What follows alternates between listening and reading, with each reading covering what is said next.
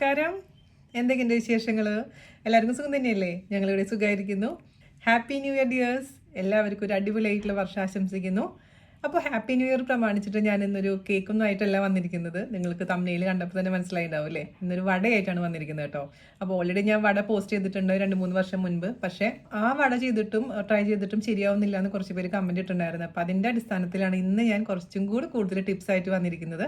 അപ്പോൾ ഈ വീഡിയോ മുഴുവനായിട്ട് കാണുക. അതിനുശേഷം ഞാൻ പറഞ്ഞ ടിപ്സൊക്കെ ഒന്ന് ട്രൈ ചെയ്ത് നോക്കുക. തീർച്ചയായിട്ടും അടിപൊളിയായിട്ടുള്ള വട നിങ്ങൾക്ക് തയ്യാറാക്കി എടുക്കാൻ പറ്റും. അതായത് നല്ല പുറത്ത് നല്ല ക്രിസ്പി ആയിട്ടുള്ളതും ഉള്ളിൽ നല്ല സോഫ്റ്റ് ആയിട്ടുള്ളതായിട്ടുള്ള വട. അപ്പോൾ എല്ലാവരും തയ്യാറാക്കി നോക്കിക്കോളൂ കേട്ടോ. അതുപോലെ തന്നെ എന്തെങ്കിലും സംശയങ്ങളുണ്ടെങ്കിൽ നിങ്ങൾക്ക് കമൻസ് വഴി ചോദിക്കാം. അതല്ലെങ്കിൽ ഇൻസ്റ്റഗ്രാം വഴിയായിട്ട് നിങ്ങൾക്ക് മെസ്സേജ് അയക്കാം. ഇൻസ്റ്റഗ്രാമിൽ മെസ്സേജ് അയക്കാൻ തീർച്ചയായിട്ടും ഞാൻ അതിന് റിപ്ലൈ തരാം.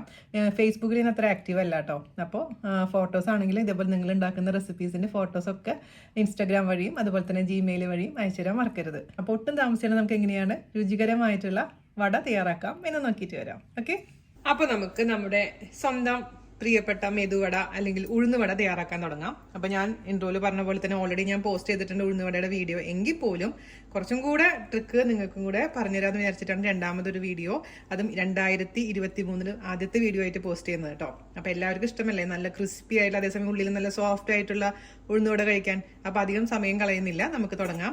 അതിനുവേണ്ടി ഞാനിവിടെ 1 കപ്പ് ഉഴുന്ന്, ഫുൾ ഉഴുന്നാണ് കേട്ടോ, സ്പ്ലിറ്റ് ഉഴുന്നല്ല, മൊത്തത്തിൽ ഉഴുന്നാണ്. നല്ല ക്വാളിറ്റി ഉഴുന്ന് വാങ്ങിക്കാൻ ശ്രദ്ധിക്കുക. അപ്പോൾ ഉള്ളതിൽ വെച്ചും ഏറ്റവും ബെസ്റ്റ് ഉഴുന്ന് വാങ്ങിക്കുക. അതിനുശേഷം 4-5 പ്രാവശ്യം നന്നായിട്ടങ്ങ് വാഷ് ചെയ്യുക ഉഴുന്ന്. അതിനുശേഷം നമുക്ക് വെള്ളത്തിലിട്ട് വെക്കുക. ഒരു 4 മണിക്കൂറെങ്കിലും മിനിമം വെള്ളത്തിലിട്ട് വെക്കണം. അതിനുശേഷം വെള്ളമെല്ലാം കളഞ്ഞതിന് ശേഷം എടുത്തു വെച്ചിരിക്കുന്ന ഉഴുന്നാണ് കേട്ടോ ഇത്. ഞാൻ എന്താ ചെയ്തതെന്ന് വെച്ച് കഴിഞ്ഞാൽ 4 മണിക്കൂർ വെള്ളത്തിലിട്ട ശേഷം ഫ്രിഡ്ജിലങ്ങ് എടുത്തു വെച്ചു. അപ്പോൾ ഈ ഉഴുന്നിന് നല്ല തണുപ്പാണ്. നിങ്ങൾക്ക് ഇപ്പം അങ്ങനെ പറ്റിയില്ല എന്നുണ്ടെങ്കിൽ എന്ത് ചെയ്യേണ്ടതെന്ന് വെച്ച് കഴിഞ്ഞാൽ അരച്ചതിന് ശേഷം ഫ്രിഡ്ജിലെടുത്ത് വെക്കുക. അതിനുശേഷം ഉണ്ടാക്കിയെടുക്കാം. അപ്പോഴും നന്നായിട്ട് വരും. കാരണം ഉഴുന്ന് അരയ്ക്കുന്ന സമയത്ത് ഭയങ്കരമായിട്ട് ചൂടായി കഴിഞ്ഞാലും ആ ശരിയായ രീതിയിൽ ഉഴുന്നുവട ഉണ്ടാക്കിയെടുക്കാൻ പറ്റില്ല. പിന്നെ ഏറ്റവും ബെസ്റ്റ് ഗ്രൈൻഡറിൽ അരയ്ക്കുന്നതാണ്. അപ്പോഴാണ് നമ്മുടെ എയറായിട്ട് ഇൻകോപ്പറേറ്റ് ചെയ്തിട്ട് നല്ല ഫ്ലഫി ആയിട്ട് നല്ല സോഫ്റ്റ് ആയിട്ടുള്ള ലൈറ്റ് വെയിറ്റ് ആയിട്ടുള്ള ഉഴുന്നുവട നമുക്ക് ഉണ്ടാക്കിയെടുക്കാൻ പറ്റുക. പക്ഷെ നമ്മളെടുത്ത് ഇപ്പോൾ ഗ്രൈൻഡർ ഇല്ലാത്തതുകൊണ്ടും എല്ലാവരുടെ കയ്യിലും ഗ്രൈൻഡർ ഇല്ലാത്തതുകൊണ്ടും ഞാനിപ്പോൾ മിക്സിയിലാണ് തയ്യാറാക്കാൻ പോകുന്നത്. അപ്പോൾ തണുത്തിരിക്കുന്ന ഉഴുന്നാണ്. അതേപോലെ തന്നെ നമ്മൾ ആഡ് ചെയ്യുന്ന വെള്ളം ഐസ് വാട്ടർ ആണെങ്കിൽ കുറച്ചും കൂടി നന്നായിരിക്കും. അപ്പോൾ ഞാൻ ഐസ് വാട്ടറാണ് ഒരു ഗ്ലാസ്സിൽ എടുത്ത് വെച്ചിരിക്കുന്നത് കേട്ടോ. അപ്പോൾ ഞാൻ എത്ര വെള്ളം ഒഴിച്ചു എന്ന് പറയാം. പിന്നെ ഓരോ ഉഴുന്നനുസരിച്ചും വെള്ളത്തിന്റെ അളവിൽ വ്യത്യാസം വരുവേ. നമുക്കൊരു മിക്സിയുടെ ജാർ എടുക്കാം. മിക്സിയുടെ ജാറിലോട്ട് ഇതിന്റെ പകുതി പോർഷൻ, അതായത് 1/2 ഗ്ലാസോളം വരുന്ന ഉഴുന്ന് ഇട്ട് കൊടുക്കാം. നല്ല മൂർച്ചയുള്ള ബ്ലേഡ് ആയിരിക്കണം കേട്ടോ. ബ്ലേഡിന് മൂർച്ച കുറവ് പോലെ തോന്നുന്നുണ്ടെങ്കിൽ അതിന് തന്നെ കല്ലുപ്പ് ഇട്ടിട്ട് നന്നായിട്ടൊന്ന് അടിച്ചെടുക്കുക. അപ്പോൾ ബ്ലേഡിന് മൂർച്ച വന്നോളും. അതിനുശേഷം അരയ്ക്കുക. ആദ്യം തന്നെ നമ്മൾ വെള്ളം ഒഴിക്കേണ്ടതൊന്ന് കറക്കി എടുക്കണം. അതിനുശേഷം വെള്ളം ഒഴിക്കുക കേട്ടോ. തുറന്നിട്ട് ഓക്കെ, ഇനി ഇതിലോട്ട് നമുക്ക് 2 ടേബിൾ സ്പൂൺ ആദ്യം ഒഴിച്ചു കൊടുക്കാം. വെള്ളം, തണുത്ത വെള്ളം. ഐസ് വാട്ടർ ഇല്ലെങ്കിൽ ഐസ് എടുത്തിട്ട് വെള്ളത്തിലിട്ട് വെച്ചിട്ട് ഐസ് വാട്ടർ ആക്കിയാലും മതി കേട്ടോ. നമുക്ക് സൈഡിൽ നിന്നൊക്കെ ഇത് നമുക്ക് വീണ്ടും നന്നായിട്ട് അരയ്ക്കാം. വെള്ളം ഒരിക്കലും കൂടാൻ പാടില്ല. വെള്ളം കൂടിക്കഴിഞ്ഞാൽ നമുക്ക് ഷേപ്പ് ചെയ്തെടുക്കാൻ പറ്റില്ല കേട്ടോ. അതെപ്പോഴും ശ്രദ്ധിക്കണേ. അപ്പൊ ഇതുപോലെ വെള്ളം ഒഴിച്ച് നല്ല ഫൈനായിട്ട് അരച്ചെടുക്കുക. അപ്പൊ ഞാൻ മൊത്തത്തിൽ ആദ്യത്തെ ബാച്ചിൽ അത്ര വെള്ളം ഒഴിച്ചു എന്ന് പറഞ്ഞുതരാം കേട്ടോ അരഞ്ഞതിന് ശേഷം. ഇപ്പൊ ഞാൻ അടിച്ചപ്പോ 3.5 ടേബിൾ സ്പൂൺ നല്ല ഐസ് വാട്ടറാണ് ഒഴിച്ചു കൊടുത്തിട്ടുണ്ടായിരുന്നു. ഇതുപോലെ നന്നായിട്ട് അരഞ്ഞു കിട്ടിയിട്ടുണ്ട് കേട്ടോ. നമുക്ക് എന്തെയാണെന്ന് വെച്ച് കഴിഞ്ഞാൽ ഈ ആദ്യത്തെ ബാച്ച് ഒരു വലിയ പാത്രത്തിലോട്ട് മാറ്റുക. മിക്സി ചൂടായിട്ടുണ്ട്. അപ്പോൾ ഒരു 5 മിനിറ്റ് റെസ്റ്റ് കൊടുത്തതിന് ശേഷം നമുക്ക് അടുത്തത് വീണ്ടും ഇതേപോലെ തന്നെ അരച്ചെടുക്കാം. നിങ്ങളിപ്പോൾ 2-3 കപ്പൊക്കെ ആണെങ്കിൽ ഇതേപോലെ തന്നെ പതുക്കെ അരച്ചെടുത്താൽ മതി കേട്ടോ. അപ്പോൾ ഇതാ ഞാനിവിടെ മൊത്തത്തിൽ അരച്ചു വെച്ചിട്ടുണ്ട് കേട്ടോ. എനിക്ക് ഇത്രയും, അതായത് 1/4 കപ്പോളാണ് വെള്ളം വേണ്ടി വന്നത്. 8 ടേബിൾ സ്പൂൺ വെള്ളമാണ് എനിക്ക് 1 കപ്പ് ഉഴുന്ന് അരയ്ക്കാൻ വേണ്ടി വന്നത് കേട്ടോ. അപ്പം എൻ്റെ ടേബിൾ സ്പൂണിൽ സാധാരണ 15 ml ടേബിൾ സ്പൂണിൽ 8 ടേബിൾ സ്പൂൺ വെള്ളം, ഈ ഒരു രീതിയിലുള്ള വെള്ളമാണ് ഞാൻ ഉപയോഗിച്ചത്. അപ്പോഴാണ് നല്ല തിക്കായിട്ട് ഇതുപോലുള്ള മാവ് നമുക്ക് കിട്ടിയത്. ഇതിനെ നമുക്ക് എന്താ ചെയ്യേണ്ടതെന്ന് വെച്ചാൽ ഒന്നില്ലെങ്കിൽ നല്ല വൃത്തിയുള്ള കൈ വെച്ചിട്ട് നന്നായിട്ട് അടിച്ചു കൊടുക്കുക. നന്നായി ബീറ്റ് ചെയ്ത് ഒരു 5-10 മിനിറ്റോളം ബീറ്റ് ചെയ്യുമ്പോൾ നല്ല എയറായിട്ട് ഇൻകോപ്പറേറ്റ് ആയിട്ട് ഉള്ളിൽ നല്ല സോഫ്റ്റ് ആയിട്ടുള്ള മെതുവട നമുക്ക് കിട്ടും. അതല്ലാന്നുണ്ടെങ്കിൽ ഒരു ഫോർക്ക് വെച്ചിട്ട് ചെയ്യാം, അല്ലെങ്കിൽ ഒരു ബീറ്റർ വെച്ചിട്ട്. ഞാനിവിടെ ഹാൻഡ് മിക്സർ വെച്ചിട്ടാണ് ഇത് മിക്സ് ചെയ്യാൻ പോകുന്നത് കേട്ടോ. അപ്പോൾ നിങ്ങളുടെ കയ്യിലുള്ള എന്താണോ അതനുസരിച്ച് ചെയ്തോളൂ. ഓക്കെ, അപ്പോൾ ഗ്രൈൻഡറിലാണ് ചെയ്യുന്നുണ്ടെങ്കിൽ ഇതിന്റെ ഒരു ആവശ്യമില്ല, അല്ലാതെ തന്നെ നല്ല ഫ്ലഫി ആയിട്ട് വന്നോളും. ഞാനിവിടെ ഒരു മിക്സർ എടുത്തിട്ടുണ്ട്. ഒരു ബ്ലേഡ് മാത്രമേ ഞാൻ ഇതിൽ വെച്ചിട്ടുള്ളൂ കേട്ടോ. എന്നിട്ട് നമുക്ക് നന്നായിട്ടൊന്ന് ബീറ്റ് ചെയ്ത് കൊടുക്കും. അപ്പോൾ കേക്കൊക്കെ ബീറ്റ് ചെയ്യില്ല, അതുപോലെ തന്നെ 5 മിനിറ്റോളം നന്നായിട്ടൊന്ന് ബീറ്റ് ചെയ്ത് കൊടുത്തോണ്ടിരിക്കാം കേട്ടോ. നമ്മുടെ ക്രീം ബീറ്റ് ഇതുപോലെ സൂപ്പറായി ബീറ്റ് ചെയ്തിട്ടുണ്ട്. അല്ലെങ്കിൽ ഞാൻ പറഞ്ഞ പോലെ കൈ കൊണ്ട് ബീറ്റ് ചെയ്യും. ഇനി എന്താ ചെയ്യേണ്ടതെന്ന് വെച്ച് കഴിഞ്ഞാൽ ഒരു അല്പം എടുത്തിട്ട് ഒരു പാത്രത്തിൽ വെള്ളം എടുക്കുക. അതിലോട്ടൊന്ന് ഇട്ട് നോക്കുക. അപ്പോൾ അത് പൊന്തി കിടക്കുന്നുണ്ടെങ്കിൽ അതിൻ്റെ മീനിങ് എന്താണെന്ന് വെച്ചാൽ നമ്മൾ ബീറ്റ് ചെയ്തിരിക്കുന്നത് അത്ര മതി എന്നാണ്. അതായത് നല്ല ഫ്ലഫി ആയിട്ട് വരുന്നതാണ് അതിൻ്റെ മീനിങ് കേട്ടോ. അതേസമയം നമ്മൾ സംഭവം താഴോട്ട് പോയി കഴിഞ്ഞാൽ കുറച്ചും കൂടി ബീറ്റ് ചെയ്യണമെന്നാണ് അർത്ഥം, കുറച്ചും കൂടി എയർ വരണമെന്നാണ് അതിൻ്റെ മീനിങ്. കണ്ടില്ലേ, ഇപ്പം നമ്മൾ ഇട്ട് കൊടുത്തിരിക്കുന്ന ഒരു ചെറിയ പീസ് മാവിൽ ഇട്ട് കൊടുത്തപ്പോഴേക്കും അത് മുകളിൽ പൊങ്ങി കിടക്കുന്നുണ്ട്. അതിൻ്റെ അർത്ഥം ഇത്ര മതി, ഇനി ബീറ്റ് ചെയ്യണ്ട. നിങ്ങൾക്ക് ഇപ്പം തന്നെ വേണമെങ്കിൽ ഉണ്ടാക്കിയെടുക്കാം. അതായത് ഇതിലേക്ക് ഇനി ബാക്കിയുള്ള പച്ചമുളക്, കറിവേപ്പില, ഇഞ്ചി എല്ലാം ചേർത്തതിന് ശേഷം ഇപ്പം തന്നെ ഉണ്ടാക്കിയെടുക്കാം. അതല്ലെങ്കിൽ കുറച്ച് നേരം ഫ്രിഡ്ജിൽ വെച്ച് ഉണ്ടാക്കിയെടുക്കാം. ഇപ്പം നോക്കുമ്പോൾ കുറച്ച് ചൂടായിട്ടുണ്ട്. നമ്മൾ ബീറ്റൊക്കെ ചെയ്തപ്പോഴും മിക്സിയിലൊക്കെ അടിച്ചപ്പോൾ ചെറുതായിട്ടൊരു ചൂട് വന്നിട്ടുണ്ട്. അപ്പോൾ മാത്രമല്ല ഫ്രിഡ്ജിൽ വെക്കുന്നതിൻ്റെ വേറൊരു ഗുണം എന്താണെന്ന് വെച്ച് കഴിഞ്ഞാൽ കുറച്ച് ലൂസാണെങ്കിൽ തന്നെ ഫ്രിഡ്ജിൽ വെച്ച് കഴിഞ്ഞാൽ കുറച്ചൊന്ന് ടൈറ്റ് ആയി കിട്ടും. അപ്പോൾ ഞാൻ എന്തായാലും ഒരു അരമണിക്കൂർ നേരം ഫ്രിഡ്ജിൽ വെക്കാൻ പോവുകയാണ്. അതിന് മുൻപായിട്ട് തന്നെ ഇതിലോട്ടുള്ള ബാക്കിയുള്ള കാര്യങ്ങളൊക്കെ ചേർത്ത് കൊടുത്തിട്ട് ശേഷം ഫ്രിഡ്ജിൽ വെക്കാം. നമുക്ക് ഇനി ഇതിലോട്ട് ഉപ്പ് ചേർത്ത് കൊടുക്കാം. ഉപ്പ് എപ്പോഴും ഇടുമ്പോൾ ശ്രദ്ധിക്കണം കേട്ടോ, ഒരുപാട് ഇടരുത്, അതേസമയം പറഞ്ഞാലും ടേസ്റ്റ് കുറയും. അതേപോലെ തന്നെ ഞാൻ ഇട്ട് കൊടുക്കാൻ പോകുന്ന ഒരു അല്പം കായത്തിൻ്റെ പൊടിയാണ്. ഞാനിത് വീട്ടിൽ പൊടിച്ച കായത്തിൻ്റെ പൊടിയാണ്, അല്ലെങ്കിൽ പുറത്തുനിന്ന് വാങ്ങിച്ച കായത്തിൻ്റെ പൊടിയാണെങ്കിലും കുറച്ചിട്ട് കൊടുക്കാം. പിന്നെ ഇതിൽ ചേർക്കുന്നത് നിങ്ങൾക്ക് ഇഷ്ടത്തിനനുസരിച്ച് മാറ്റം വരുത്താട്ടോ. കുട്ടികളൊക്കെ ഉണ്ടെങ്കിൽ പച്ചമുളക് ഒഴിവാക്കാം. അതുപോലെ തന്നെ കുരുമുളക് ആണെങ്കിൽ കുരുമുളക് ചതച്ചിട്ട് കൊടുക്കാം. ഞാനിപ്പോൾ ഒരു അല്പം ഇഞ്ചി വളരെ നൈസാക്കി അരിഞ്ഞിട്ട് കൊടുക്കുന്നുണ്ട്. ഇവിടുത്തെ പിള്ളേരൊക്കെ വലുതായതുകൊണ്ട് നമുക്ക് പച്ചമുളകും ധാരാളം ഇടാം. പിന്നെ ഇപ്പം തണുപ്പ് കാലം ആയതുകൊണ്ട് പച്ചമുളകിനൊന്നും വലിയ എരിവില്ല ഇപ്പം കിട്ടുന്ന പച്ചമുളകിന്. അതുകൊണ്ട് അത്യാവശ്യം നന്നായിട്ട് ഞാൻ പച്ചമുളക് ഇടുന്നുണ്ട് കേട്ടോ. അപ്പോൾ അത് കണ്ട് പേടിക്കരുതേ, അത് എരിവില്ലാത്ത പച്ചമുളക് ആയതുകൊണ്ടാണ് ഇത്ര അധികം ഇട്ടിരിക്കുന്നത്. പിന്നെ സവാള താല്പര്യമുണ്ടെങ്കിൽ ഇടാം, അല്ലെങ്കിൽ ഒഴിവാക്കാം. ഒരു ചെറിയ സവാളയുടെ പകുതി കട്ട് ചെയ്തിട്ട് കൊടുത്തിട്ടുണ്ട്. അതേപോലെ കുറച്ച് കറിവേപ്പില, അതുപോലെ തന്നെ മല്ലിയില താല്പര്യമുണ്ടെങ്കിൽ മല്ലിയില ഇടാം. ഞാൻ ഇത്ര ഇടുന്നുള്ളൂ. അതിനുശേഷം നന്നായിട്ട് ഇത് മിക്സ് ചെയ്ത് കൊടുക്കാം കേട്ടോ, കൈ കൊണ്ട് അല്ലെങ്കിൽ ഇതേപോലെ ബീറ്റർ കൊണ്ട്. സവാളയൊക്കെ കൂടുതൽ ഇടുകയാണെങ്കിൽ അവസാനം ഇട്ട് കൊടുത്താൽ മതി കേട്ടോ. കാരണം സവാളയിൽ നിന്ന് വെള്ളം ഇറങ്ങാനുള്ള ചാൻസ് ഉണ്ട്. അപ്പോൾ കൂടുതൽ വെള്ളത്തിന്റെ കണ്ടന്റ് കൂടി കഴിഞ്ഞാൽ നമുക്ക് ഇതുപോലെ എടുക്കാൻ പറ്റില്ല. ഞാനിപ്പോൾ ഇച്ചിരി സവാള ഇട്ടിട്ടുള്ളൂ. പക്ഷെ നിങ്ങൾ സവാള ഇടുമ്പോൾ ഒരു കാര്യം ചെയ്തോളൂ, അവസാനം ഉണ്ടാക്കുന്ന നേരത്തെ മാത്രം ഇട്ട് കൊടുത്താൽ മതി കേട്ടോ. അപ്പോൾ നമുക്ക് ഇനി ഇത് ഒരു അരമണിക്കൂർ ഫ്രിഡ്ജിൽ വെക്കാൻ പോവുകയാണ്. ഫ്രീസറല്ല, ഫ്രിഡ്ജിലാണ് വെക്കേണ്ടത്. അപ്പോൾ അല്ലെങ്കിൽ അപ്പം തന്നെ ഉണ്ടാക്കിയെടുത്താലും കുഴപ്പമൊന്നുമില്ല, എന്നാലും കുറച്ചും കൂടെ നന്നാവാൻ വേണ്ടിയിട്ടാണ് ഞാൻ ഫ്രിഡ്ജിൽ വെക്കാൻ പോകുന്നത്.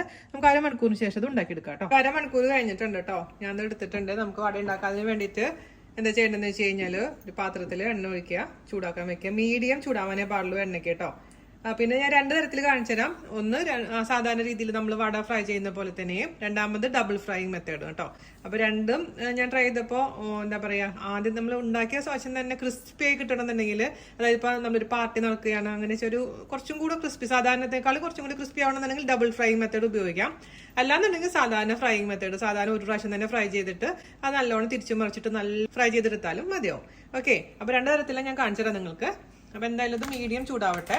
നമ്മുടെ ഒരു പാത്രത്തിൽ കുറച്ച് വെള്ളം എടുത്ത് വെക്കാൻ മറക്കരുത്. കാരണം കൈ എപ്പോഴും നനച്ചിട്ട് വേണം ഓരോ പ്രാവശ്യം വട പിടിച്ചിട്ട് നമ്മുടെ എണ്ണയിലോട്ട് ഇട്ട് കൊടുക്കാം കേട്ടോ. അത് മാത്രം ശ്രദ്ധിച്ചാൽ മതി.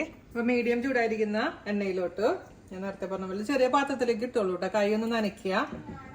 അതിനുശേഷം വലിയ വട വേണമെങ്കിൽ വലിയ വട, അല്ലെങ്കിൽ ചെറിയ വട ആണെങ്കിൽ ചെറിയ വട, അത്രയും ഉരുളിയെടുക്കുക. അപ്പം നമുക്ക് ആദ്യമായിട്ട് വലുതായിട്ട് ഉണ്ടാക്കാം അല്ലേ. ഇതേപോലെ ഉരുട്ടിയതിന് ശേഷം ഒന്ന് പ്രസ് ചെയ്ത് കൊടുക്കുക. എന്നിട്ട് ഈ ഇങ്ങനെ ഒന്ന് ഓട്ടിട്ട് കൊടുക്കുക. നിങ്ങൾക്ക് ഇതേപോലെ ഇടാൻ പറ്റുന്നില്ലെങ്കിൽ ഒന്നും കൂടെ ആ വിരൽ മാത്രം ഒന്ന് വെള്ളത്തിൽ മുക്കിയതിന് ശേഷം ഒന്നും കൂടെ അത് പ്രസ് ചെയ്ത് കൊടുക്കുക. അപ്പോൾ ഇങ്ങനെ ഓട്ടയാക്കാൻ പറ്റും. തിരിച്ചങ്ങ് താഴോട്ട് ഇട്ട് കൊടുക്കുക. വിരൽ കൊണ്ട് മുക്കരുത് കേട്ടോ. പിന്നെ എണ്ണയുടെ ചൂട് മീഡിയം ചൂടായിരിക്കാൻ പ്രത്യേകിച്ച് ശ്രദ്ധിക്കണേ. മുകളിലേക്ക് അങ്ങ് എണ്ണ ആക്കി കൊടുക്കുക. അതിനുശേഷം തിരിച്ചിടാം. ഇതാണ് നമ്മൾ നോർമലി ഫോളോ ചെയ്യുന്നത്. പക്ഷെ ഞാൻ ഇപ്രാവശ്യം മറ്റേ 3 പീടികയിൽ ഒരു കടയിൽ പോയിട്ട് മെതുവട കഴിച്ചപ്പോൾ അവർ ചോദിച്ചപ്പോൾ അവർ പറഞ്ഞൊരു ടിപ്പാണ് ഡബിൾ ഫ്രൈയിങ്. അവർ ചെയ്യുന്നത് ഞാൻ കണ്ടായിരുന്നു. ഞാൻ വീഡിയോ ഇടാം കേട്ടോ, വ്ളോഗിലിടാം. അങ്ങനെ ഞാൻ ചെയ്ത് നോക്കി, അത് നന്നായിരുന്നു. അപ്പം നമ്മുടെ വട ആദ്യത്തെ ബാച്ച് റെഡി ആയിട്ടുണ്ട്. നല്ലോണം കുക്ക് ചെയ്യണം കേട്ടോ, അല്ലെങ്കിൽ എന്ത് പറ്റുമെന്ന് വെച്ചാൽ ഇത് ഓപ്പൺ ചെയ്ത് മുറിച്ച് നോക്കുമ്പോൾ അതിനുള്ളിൽ ഉഴുന്നൊന്നും കുക്കായിട്ടുണ്ടാവില്ല. അത് എപ്പോഴും ശ്രദ്ധിക്കണേ. നല്ലൊരു ഗോൾഡ് കളർ വരുന്നവരെ മീഡിയം ഫ്ലെയിമിൽ ഇതേപോലെ തന്നെ തിരിച്ചും മറിച്ചിട്ട് അങ്ങ് ഉണ്ടാക്കിയെടുക്കാം. അപ്പോൾ നമുക്ക് ഡബിൾ ഫ്രൈയിങ് മെത്തേഡും കൂടെ നിങ്ങൾക്ക് കാണിച്ചു തരാം. അപ്പോൾ കൈ ഇതേപോലെ തന്നെ ഒന്ന് മുക്കുക. ആസ് യൂഷ്വൽ നേരത്തെ കാണിച്ച പോലെ തന്നെ നമുക്കതിലോട്ട് ഇടുക. എന്നിട്ട് ഗോൾഡ് കളർ വരാൻ നിൽക്കരുത് കേട്ടോ. ചെറിയൊരു അങ്ങോട്ട് ഇങ്ങനെ തിരിച്ചു മറിച്ചിട്ട് വൈറ്റ് കളർ അയക്കുന്ന സമയത്ത് തന്നെ നമുക്ക് ആദ്യം തന്നെ കോരി മാറ്റി വെക്കാം.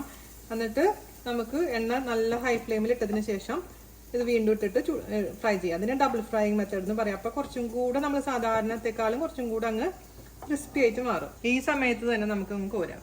അപ്പോൾ എണ്ണ നന്നായി ചൂടായിട്ടുണ്ട്. അതിലോട്ട് നമുക്ക് ഇട്ട് കൊടുക്കാം.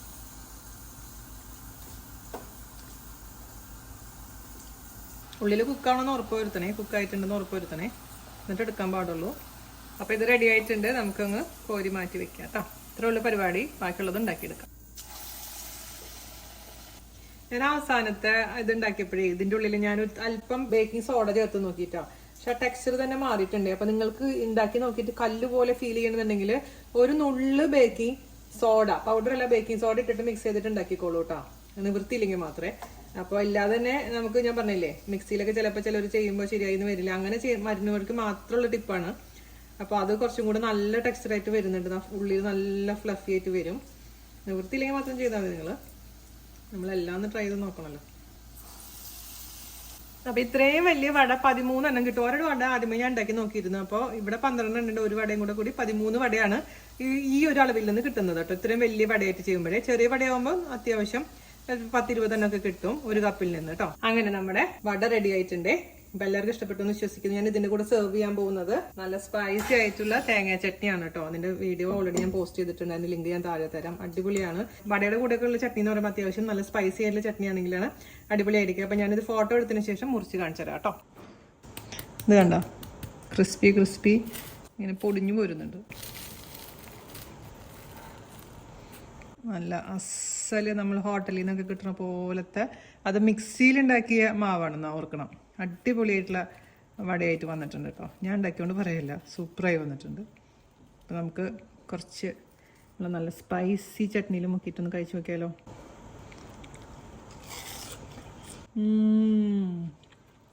വാവ്, സിംപ്ലി സൂപ്പർ. ഓക്കെ, നിങ്ങൾക്ക് കാണുമ്പോൾ തന്നെ മനസ്സിലാവുന്നുണ്ടോ.